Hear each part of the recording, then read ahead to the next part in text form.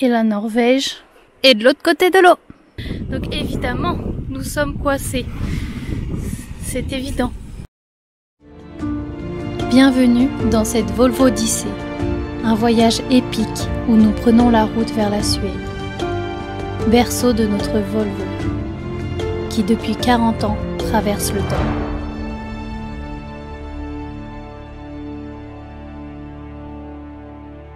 Comme Ulysse, nous partons pour un périple à travers les routes et les paysages, guidés par l'appel de l'aventure et le désir de vivre avec la nature. Préparez-vous pour une odyssée moderne où chaque kilomètre est une histoire à raconter. Bonjour, bonsoir, bienvenue dans le 9e épisode de la Volvo Odyssée. Il est 6h du matin et nous entamons la mythique randonnée du Nordkap. Malheureusement pour cette randonnée également, nous avons perdu un bon nombre de vidéos. Nous sommes heureux et fiers de commencer à arpenter ce chemin. Quelques kilomètres après le départ, nous apercevons des rennes. On prend le temps de les observer, conscient du privilège de pouvoir les admirer d'aussi près. Puis, comme par enchantement, on tombe sur un amas de roches blanches, probablement du quartz. On poursuit notre route. En émergeant de cette nature omniprésente, nous apercevons le Nordkap touristique au loin, celui qui est accessible en voiture.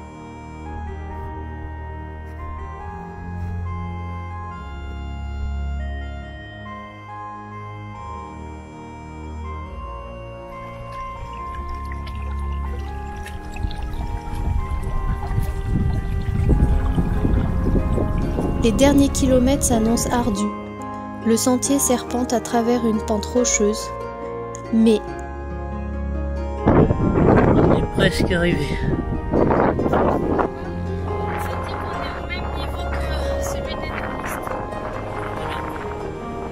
Nous y sommes enfin, le bout le plus au nord de notre continent.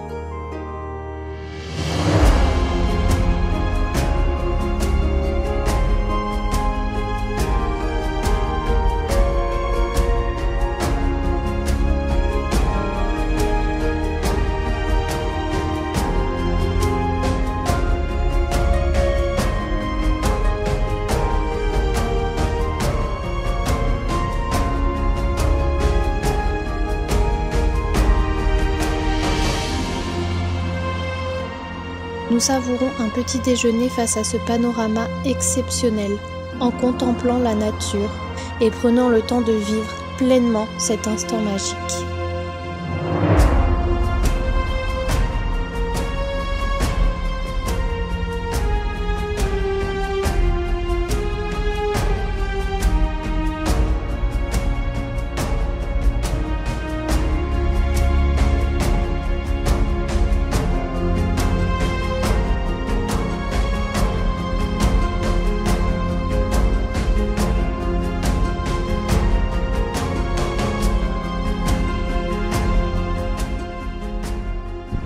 On a vu quelque chose d'incroyable. On a vu une orque. Elle sortait juste là. Moi j'étais sur la pointe en train de faire des photos des oiseaux. Et d'un seul coup je vois un truc sortir de l'eau, un aileron. Mais c'est pas possible. Gros dauphin noir. Oui, moi j'ai dit que c'était un dauphin au début. Moi malheureusement j'étais au drone mais j'étais complètement de l'autre côté sur la montagne. J'étais en train de le faire revenir donc j'ai pas... Donc on l'a pas filmé. On n'a pas eu en film. On l'a pris en photo donc on vous met les photos.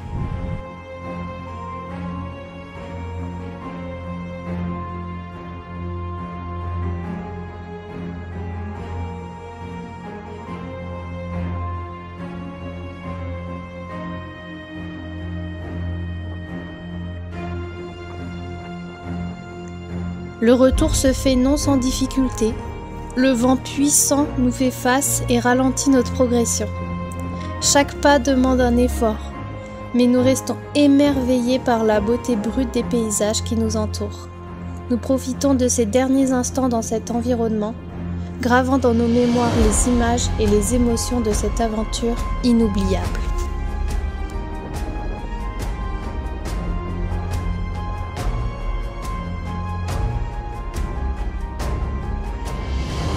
Derniers kilomètres, les derniers mètres. Le parking est là. Ça fait tellement de bien de voir la voiture.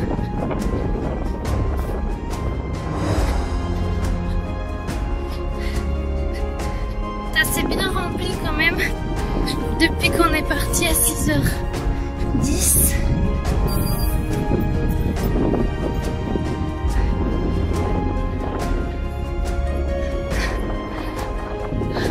On est arrivé à la maison. On s'est restauré. Là on a repris la route. Donc on peut faire un petit bilan de la randonnée. De cette randonnée qui est quand même mythique. Pour aller sur la pointe. C'est une randonnée qui est difficile seulement par sa longueur, à part les 2 derniers kilomètres comme on disait parce que c'était des cailloux raides. On a fait 9 km à peu près, 9 km, 9 km 5 à peu près pour arriver jusqu'au bout du bout. Donc ça c'est que l'aller. Et pour faire ces 9 km, 9 km 5, on a mis presque 3 heures en marchant normalement. Je crois qu'on avait un rythme de 4 km/h, il me semble. C'est ce que disait Wikiloc. D'ailleurs, en parlant de Wikiloc, je vous rappelle que toutes nos randonnées ou balades se trouvent sur notre Wikiloc, voyageurs à moteur, comme tous nos réseaux. Cette rando, on la conseille vraiment, elle est incroyable. Déjà, quand on randonne, tout le long, on croise des rennes. Et ça, c'est assez magique. Puis après, quand on arrive au bout, on est tellement heureux d'être arrivé au bout du bout. C'est une satisfaction tellement différente. Je sais pas comment l'expliquer. C'est incroyable comme sensation. En plus, nous, on a eu la chance de voir une orque. Peut-être qu'on peut même voir des baleines de temps en temps, j'en sais rien. Mais même les oiseaux, il y a des oiseaux trop mignons. D'un point de vue faune, c'est une randonnée qui est très riche. Et les paysages sont époustouflants, mais comme partout en Norvège. Donc c'était génial. Là on est bien fatigué. On roule direction la Finlande et aujourd'hui là cet après-midi on roule juste. Et je pense qu'on se posera pas trop tard parce que la fatigue. Oh bon, on voit plus le panneau tellement il y a des autocollants. On passe en Finlande, même si ça ne se voit plus du tout. La piste Sopmi. Kalikans-Niemi.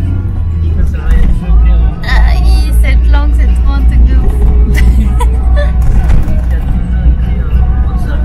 On est arrivé en Finlande et on a trouvé une petite terre comme ça où il y a plusieurs cabanes. Donc ça c'est les toilettes. Toilettes sèches évidemment. Là je pense que c'est pour dormir. Malheureusement je suis pas sûre qu'on puisse dormir dedans parce qu'on peut pas mettre la tente. Et le matelas directement sur le bois. Moyen. Parce que vu comme il perce facilement, on n'a pas envie d'avoir un nouveau trou. Mais sinon c'est trop bien. Et la dernière petite cabane, elle est adorable. Elle est trop mignonne. Et dedans, il y a ce qu'il faut pour faire un feu. On peut être nombreux en plus. Et tout ça, c'est gratuit. On fait trop les fous. On essaye de mettre la tente là-dedans. Je suis sûre que ça rentre pas. Mais on tente. On sait jamais. Ça passe large. Ça, c'est nos têtes. Elle remonte un peu, c'est tout. Et ça, c'est nos pieds. Ça passe large. Si on met la tente là-dedans, on sera assis comme ça. Je sais pas si on... Comme ça. Enfin, assis. Allongé comme ça. Trop drôle. Nous, on est là, en Finlande, et la Norvège est de l'autre côté de l'eau. Ah oui. Et un truc qui change en Finlande, c'est l'horaire. Il y a un décalage horaire d'1 heure. Donc en France, il est 18h57. En Finlande, il est 19h57. Mais c'est quelque chose que moi, je ne savais pas. On a acheté ça dans un magasin en Norvège. C'est une spirale anti-moustique. Je pense que ça existe aussi en France. C'est de la marque Red. C'est ça. Et ça marche trop bien. Mais vraiment trop bien. Même là on a des moucherons. Alors sur les moucherons c'est pas aussi efficace, mais ça marche quand même trop bien. Donc on met ça quand on est dans des lieux avec trop de moustiques et on est plutôt tranquille. C'est trop marrant en fait. Ouais, il est joli. Ça aspire par là je crois. En vrai ça va, tu peux allumer direct sans papier, c'est tellement grandi, c'est tellement sec. Oh waouh! Oh ça part à fond là! C'est dingue! Ça les followers ils connaissent déjà. Là déjà ici. Dans la Loire. Voilà les gars. On met la sauce. Attends, on a les cute bolets.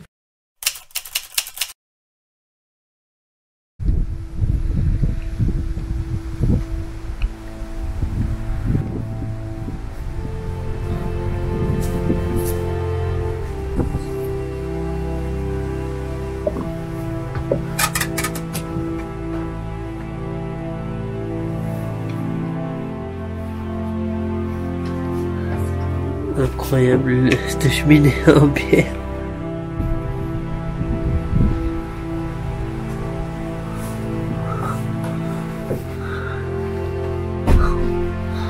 Trop bien. Le sauna.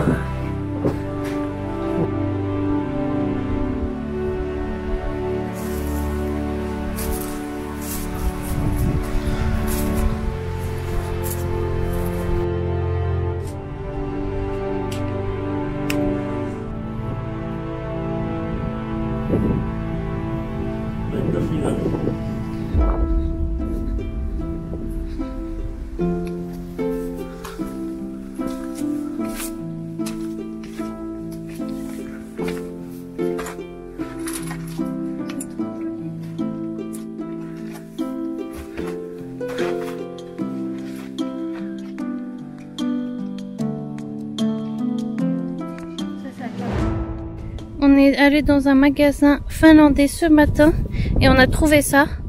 Ça doit être vraiment finlandais parce que là il y a écrit FI. Ça s'appelle Juustoleipä. C'est une sorte de pain de fromage, en gros. Enfin, on pense.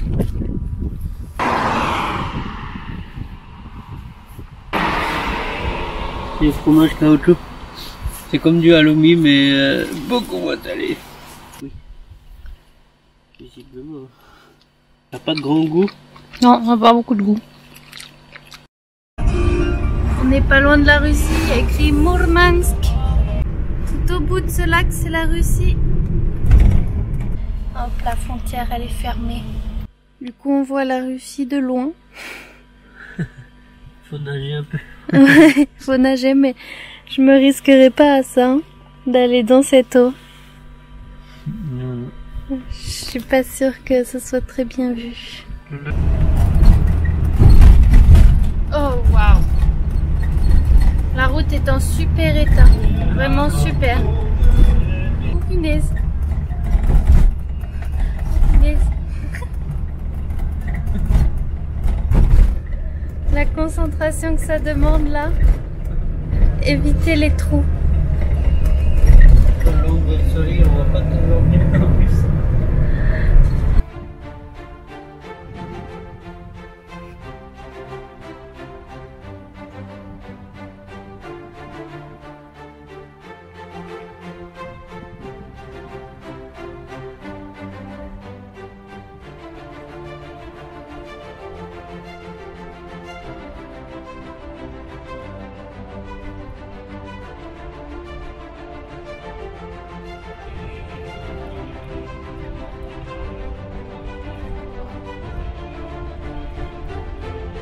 Voilà, on est à côté de la rivière qui fait la frontière russe.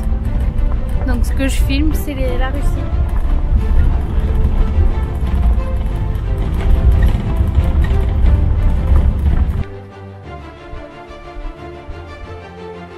Voilà, là on a une chapelle en pierre. Et là-bas, on voit les montagnes en face. C'est la Russie. Et puis en dessus, la mer à l'infini. On se disait. Ça représente beaucoup pour nous. Ce qu'on se disait, c'est que ça doit être bizarre d'habiter ici. parce que de l'autre côté, tu peux pas y aller. Et nous, ça, on connaît pas en France. Moi, j'ai donné l'exemple de la randonnée, c'est des montagnes. Tu vas dire, bah, je vais faire une randonnée dans la montagne d'à côté de chez moi. Non, ça marche pas. Donc, j'aimerais trop interroger les gens d'ici pour savoir leur ressenti.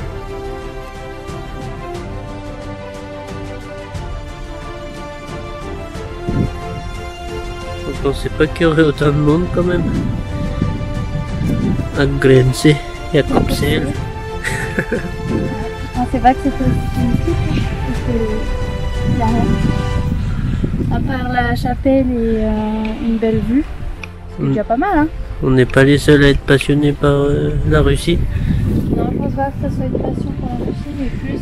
Une curiosité. Ouais, une curiosité, et puis le fait de se dire, quand je suis allée sur le gros de la Norvège. C'est un point à accomplir, un peu comme le Nordcap.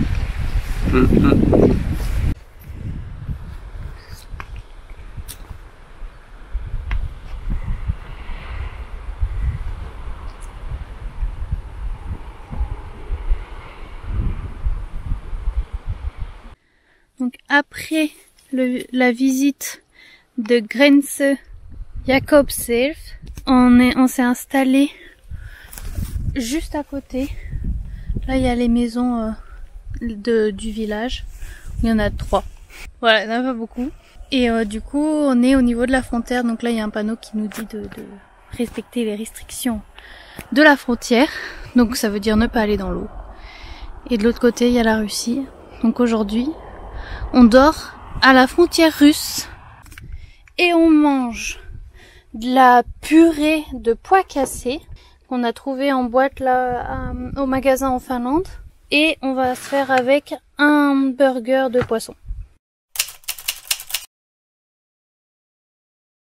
Ça y est, on repart du campement à la frontière russe.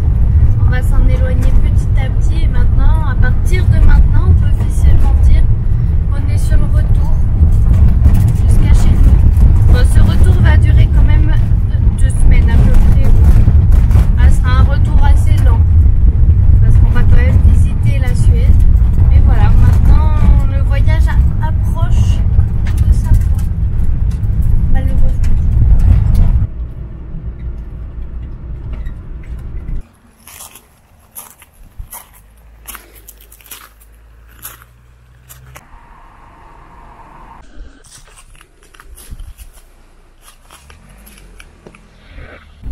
Ça y est, on repasse en Finlande.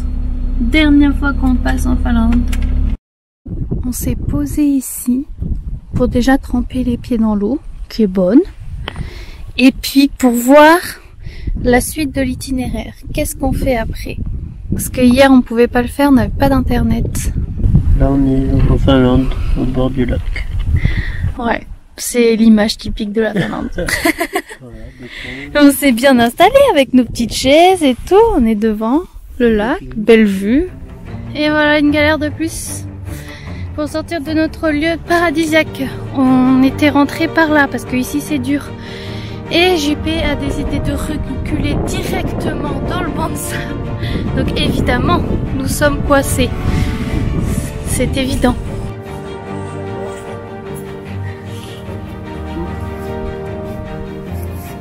Ouais, avec le réservoir, je peux me dégager un peu. Mais là-bas, le pont me fait...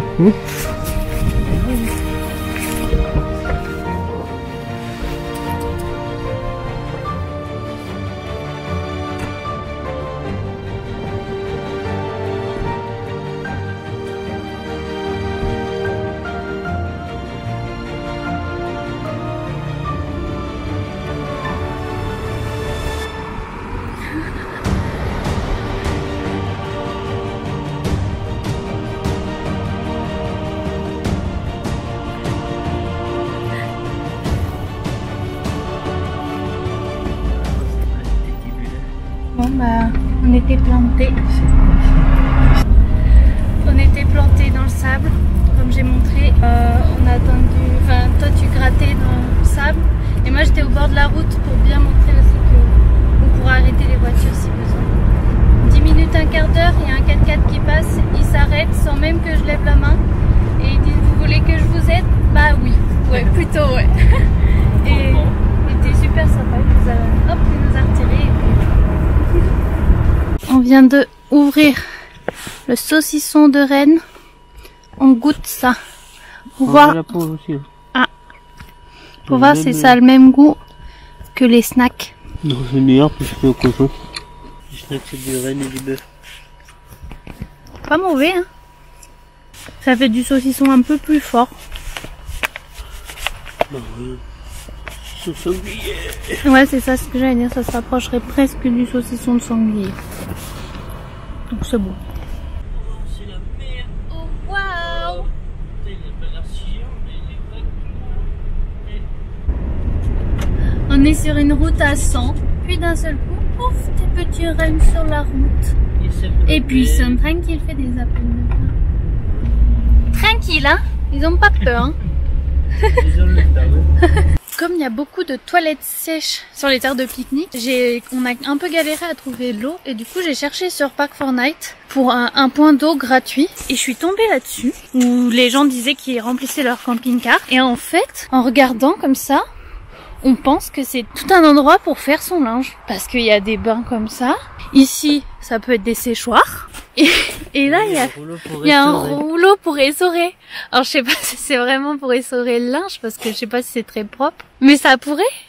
Je sais pas. C'est trop cool. Bon, après avoir regardé la traduction grâce à Google Traduction, ça c'est révolutionnaire ça. On prend une photo, ça traduit, c'est génial. Et ben, c'est pour sécher des tapis. C'est trop malin. Pourquoi ça ici, on sait pas. Mais c'est génial. Oh, ça c'est trop bien quand on trouve des tuyaux qui sont rapides. Si vous vous demandez comment on récupère l'eau, comment on trouve de l'eau, on n'en achète jamais. Dès qu'il y a des toilettes, ça arrive qu'on remplisse au robinet. Donc là, c'est beaucoup plus long. C'est pour ça qu'on adore quand c'est des tuyaux. Parce que sinon, on remplit nos petites bouteilles de 50 centilitres et après, on vide dans les grandes pour remplir notre stock. Donc ça, c'est long. Dans les stations-service, cette année, on l'a pas fait. Mais avant, on faisait ça dans les stations-service quand il faut payer à l'intérieur. Souvent, il y a des toilettes et on demande la clé et on va remplir l'eau aussi à cet endroit-là. Et le dernier endroit où on peut trouver de l'eau et qu'on a découvert cette année, c'est dans les aires de camping-car. Parfois, il y a des aires gratuites de camping-car pour qu'ils vident leurs eaux usées du camping-car. Et bien, il y a aussi à côté à chaque fois un tuyau pour qu'ils puissent remplir leur cuve. Et c'est aussi là qu'on peut se servir. Oh, il pleut dans la nuit, ça va. Et quand il pleut déjà, quand tu t'installes, c'est encore un peu. Tu t'installes dans la boue, t'es trempé, t'as juste pas envie. Là, on va faire quelque chose qu'on ne fait jamais. C'est manger. À la station. Une station, bon, un restaurant tout court. De toute façon, on mange jamais au restaurant. Voilà. Mais là, j'avoue que c'est encore pire, manger à la station. On vit la route. Ouais, c'est ça. Mais parce que on a vu qu'il allait pleuvoir ce soir et on a envie un peu d'avancer. Du coup, comme ça, on mange à l'abri. Bon, là, il pleut pas actuellement. Et comme ça, ce soir, on peut rouler comme on veut, ouais. Plus tard. Et on aura juste à monter la tente et le tarp parce que c'est sûr qu'on va se taper la pluie. Le temps du nord nous manque. Il faisait super beau dans le nord. On arrive vers la Suède et plau, il pleut. Il pluie. Ça s'est fait par hasard, mais en fait on s'est arrêté à la station Shell juste en face du village du Père Noël à Rovaniemi. Donc là il y a tout le village. C'est plus grand que ce que je crois. Tu connais pas l'accent, je te dis. Oui, ça va, vas-y, dis-le avec l'accent. Rovaniemi. On s'est pris des saucisses avec frites, cornichons, oignons. Très local. Bon, on arrive au lieu où on va dormir. Aujourd'hui, ça a été une journée de route parce qu'on a roulé à peu près 8h30. On est bien fatigué là. Il est quelle heure? Les pauses. On a fait 673 km apparemment. Il est 20h50 pour nous et 21h51 heure locale. Puis on va s'installer là. On a trouvé sur Park4Night, comme d'habitude, un endroit où il y a un abri et peut-être qu'on va réussir à mettre la tente là-dedans parce qu'ils annoncent de la pluie. Là on a de la chance quand même, il pleut plus pour l'installation. Mon test, si ça rentre, ça passe. Ça fera très bien l'affaire je pense pour cette. On n'a pas besoin de rajouter le tarp. Merci d'avoir regardé cette vidéo. N'oubliez pas de mettre un j'aime et de nous dire ce que vous en avez pensé dans les commentaires. À dans 2 semaines pour la suite des aventures. Salut!